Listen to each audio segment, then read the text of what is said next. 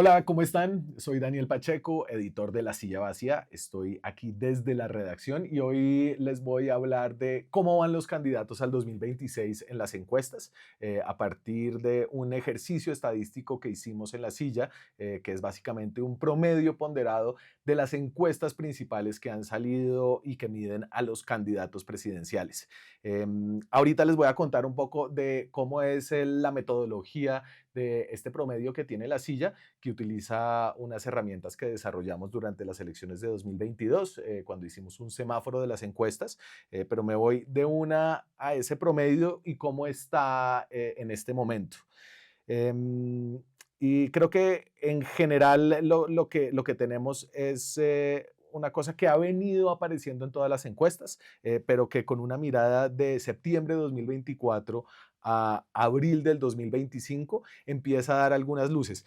Cuando empezamos a escribir esta nota, creo que la hipótesis inicial es que no había pasado demasiado en las encuestas, ¿no? Todos los candidatos siguen por debajo del margen del 15%, se han movido un par de puntos porcentuales, pero hablando con un encuestador importante de Colombia que se llama Carlos Lemoine, que es el presidente del Centro Nacional de Consultoría, él decía, es importante ver esos cambios pequeños que están sucediendo porque la campaña todavía está cruda. Lleva más o menos 4 meses en forma desde que comenzó a principios de año y se empezaron a lanzar figuras como Vicky Dávila, por ejemplo, eh, pero todavía le falta mucha cocción. Y estamos en este momento más o menos a casi un año exacto de la primera vuelta, que es en mayo de 2026. Entonces, va ganando el señor Blanco.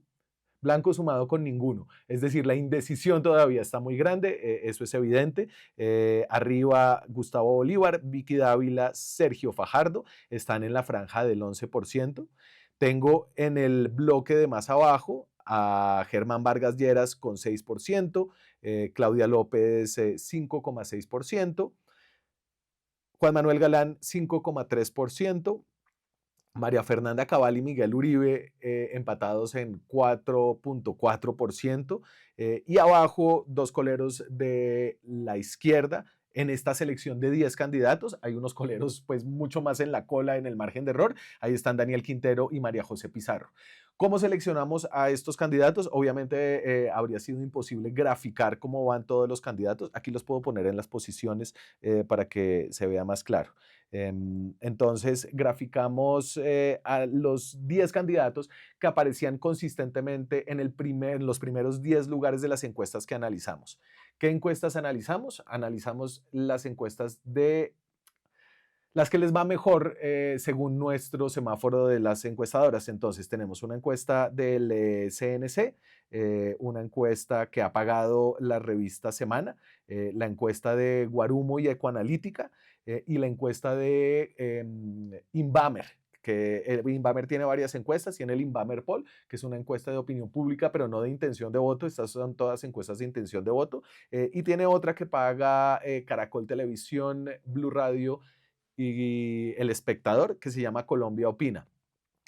En nuestro semáforo de las encuestadoras, que se formó en 2022, Inbamer fue la mejor encuestadora. ¿Y cómo hicimos ese semáforo?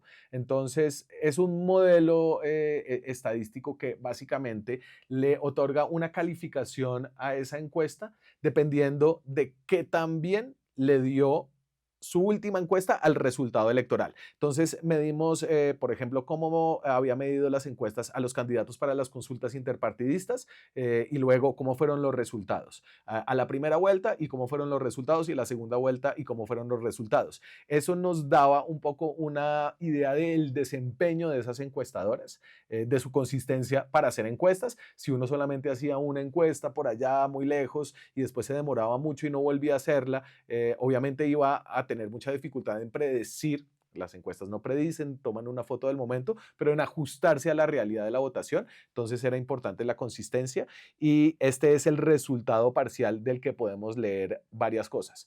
Creo que lo primero que hay que decir al arranque, antes de leer lo que ha pasado en estos 4 meses, es que los resultados de las encuestas aún están muy lejos de poder decirnos quién va a ganar las elecciones. Las elecciones siguen abiertas.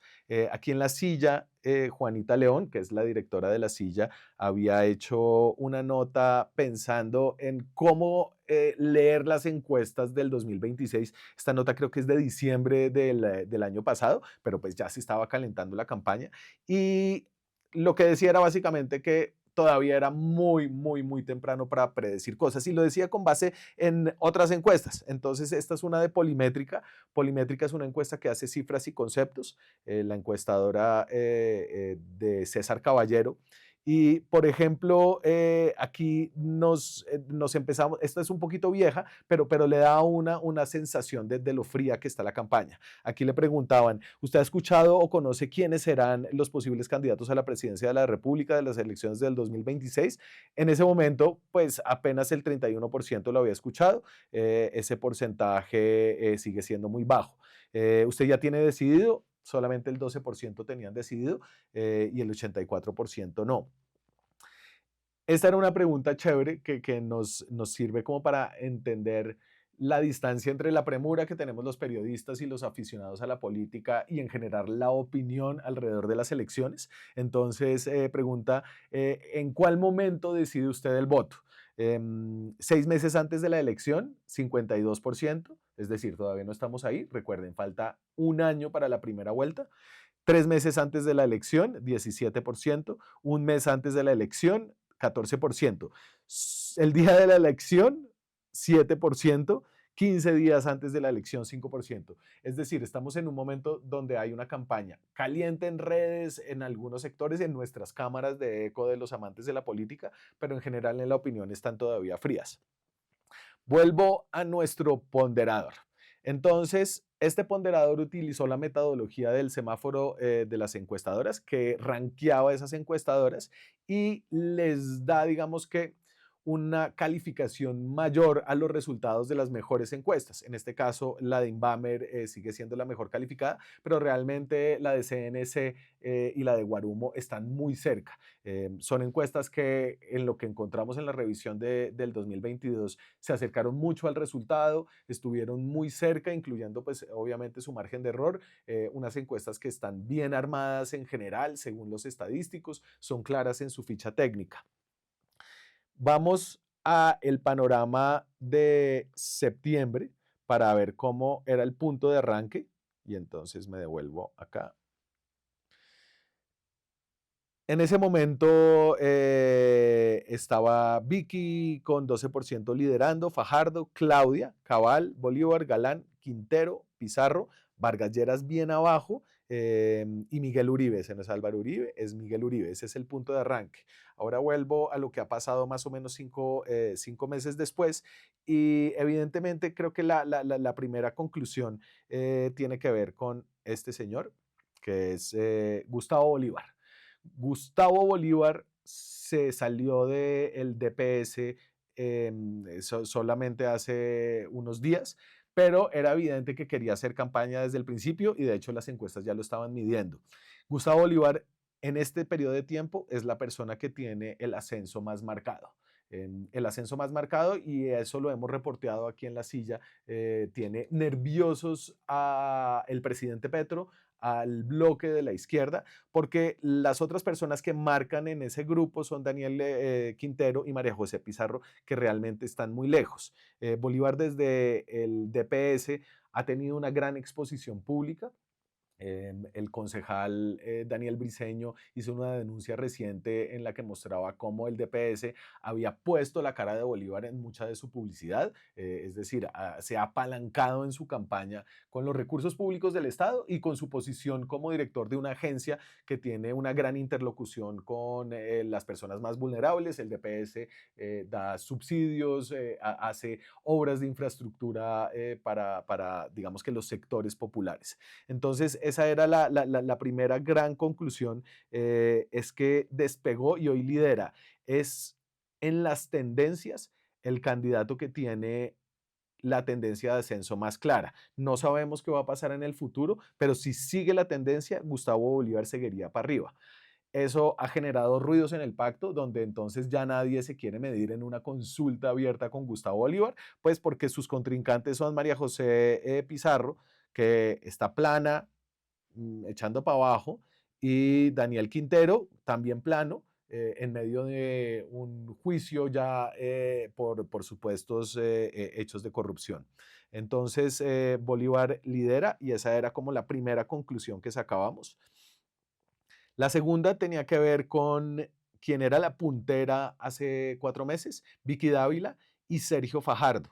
Entonces, aquí Lemoine, el presidente del CNC, decía, a ver, lo de Vicky, que era una sorpresa que empezó como una candidata con poca competencia, se ha estancado. De hecho, tiene una ligera caída en los últimos meses. Eso, obviamente, para una outsider puede empezar a ser preocupante. Todavía falta mucha campaña. Lo otro es Fajardo, que empezó siempre marcando muy bien, tiene una imagen positiva muy buena y para Lemoine era sorpresiva porque Fajardo pues es en términos de política un candidato que ya ha pasado muchas veces por ahí, ha estado 3 veces en el tarjetón presidencial, una vez como fórmula de Mocus, 2 veces como candidato y en la última vez le fue muy mal, ¿no? En primera vuelta le fue muy mal, la coalición de la esperanza pues fue un experimento político que no funcionaba. Sin embargo, Fajardo sorprende porque está ahí sólido, pero no despega. En el caso de Vicky, ya resulta más preocupante para una campaña que pretendía sorprender, estar un poco anclada en las encuestas y no tener una tendencia clara de crecimiento. Esa es la primera gran conclusión. La segunda que sacamos en esta nota que escribí con Brian Niño, nuestro practicante de la redacción, es que los del Centro Democrático no despegan. Y eso obviamente tiene que ver con Vicky. Vicky está buscando la base uribista. Esa fue una señal que dio trayendo a Alicia Arango a su campaña. Y detrás, digamos que la base uribista pues no crece mucho. El que está creciendo más es Miguel Uribe. Miguel Uribe viene haciendo una inversión millonaria en su campaña que ha generado muchos roces dentro del Centro Democrático. Se gasta cerca de 100 millones de pesos mensuales en una nota que escribimos, haciendo unos grandes rallies, gastando en publicidad en Facebook e Instagram, que es la única plataforma que permite ver los datos públicos de cómo están gastando. Ahorita se los muestro. Y los del Centro Democrático pues están ahí, Miguel Uribe un poco subiendo, María Fernanda Cabal con una ligera caída, pero no se están moviendo demasiado. Después voy a una tercera conclusión y es que Germán Vargas Lleras sorprende. Germán Vargas Lleras sorprende porque creo que más allá del deseo de muchas personas en el sector empresarial que lo ven como un gran ejecutor, de algunas en la política, pues su electibilidad quedó muy reducida después de que le pegó un coscorrón a un guardaespaldas. Sin embargo, en esta campaña ha venido de menos a más. De menos es muy poquito, ¿no? Me marcaba poco más de 1% al principio, pero ahí ha venido recuperándose. Vargas Lleras también ha hecho un gasto grande en publicidad, el gasto de los candidatos en Facebook e Instagram, que es nuestro medidor en directo de la publicidad de Meta. Este es otro juguete chévere que tenemos para hacer seguimiento de las elecciones y aquí pueden jugar con muchas cosas. Entonces, Instagram y Facebook, que son las redes sociales de Meta, son las únicas que nos dan una información pública y en directo de cuánto están gastando los candidatos en pauta publicitaria para promocionar sus propios contenidos.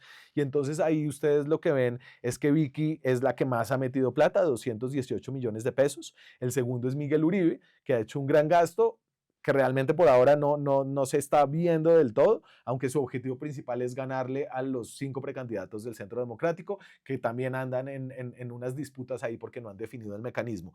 Luego, Germán Vargas Lleras. Vargas Lleras no se ha lanzado oficialmente, pero le están metiendo plata como si fuera candidato. Y además la salida de David Luna de Cambio Radical es una señal de que al menos la percepción adentro del partido es que Vargas se va a lanzar. Ahora está la incógnita acerca de su salud. Tuvo una operación reciente, hace más de un mes que no escribe la columna en El Tiempo, que era como su principal plataforma, no sale en público ya hace un par de meses, tuvo una operación, él había tenido como un tema en la cabeza en 2016 cuando era vicepresidente, cuando se tuvo un desmayo en público y tuvo que ser intervenido, ahora tiene una segunda intervención y dice el colombiano recientemente que Vargas se fue a Estados Unidos a operarse de nuevo. Yo hablé con Germán Córdoba, que es su persona cercana en Cambio Radical, y dice que está en recuperación. No me confirma si está o no está. Ahí hay algo de opacidad acerca de la salud del ex vicepresidente. Sigo como con nuestras conclusiones tempranas de lo que muestran las encuestas, y es que Claudia López va en caída. Claudia López arrancó esta campaña marcando alrededor de 10%, estaba en el lote líder y ahora baja al segundo lote. Recuerden que aquí, coleros, hay más de 30 candidatos que están marcando 2, 3, 1, 0.5, que tienen juego también, pero que no los medimos en este promedio porque sería pues imposible de ver en una gráfica. Entonces, Claudia no se ha metido directamente en la campaña, no ha anunciado su candidatura, como sí lo hizo Vicky, por ejemplo, como ya lo hizo Bolívar, como lo hizo más o menos Fajardo siempre es como más o menos, pero la exalcaldesa de Bogotá no está en la campaña, pero yo sí la veo, no sé si han visto sus redes, métanse por ahí a TikTok, a Instagram, está haciendo muchas cosas en sus redes, está viajando por el país, está teniendo reuniones con empresarios, con comunidades, es decir, pues está pensando en la candidatura, no tiene partido y en la opinión ha ido cayendo. A Claudia tiene una particularidad y es que comenzó como el centro de ataques de todo el mundo. Desde Álvaro Uribe, Vicky Dávila la ha atacado y también desde el petrismo la ven con desconfianza. Entonces está como ensanduchada ahí y todavía no está en modo campaña defendiéndose. Por eso viene cayendo. Una gran conclusión es que el voto en blanco y los indecisos de hecho han subido, no han caído sustancialmente. Aquí a veces las encuestas no son tan claras y consistentes en la manera en la que reportan estos datos. Entonces lo que nosotros hacemos es pegar ninguno, no sé, con el voto en blanco los ponderamos de manera separada en cada encuesta y los sumamos en este promedio.